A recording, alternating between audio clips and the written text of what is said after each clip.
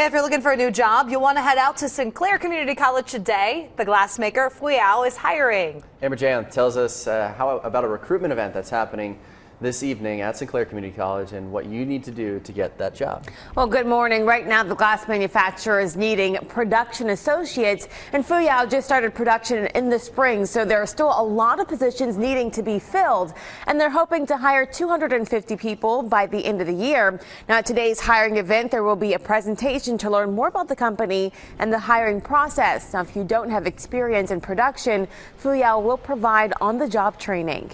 Currently, Fuyao has hired almost 500 people, so the jobs are there. There's another 1,500 yet to be hired. So the opportunities are here, and what we're doing is trying to get everybody together in one spot. The recruiting event will be at 6 this evening in the Sinclair Conference Center, which is Building 12. Now, to complete the application process, you'll need to bring an electronic copy of your resume.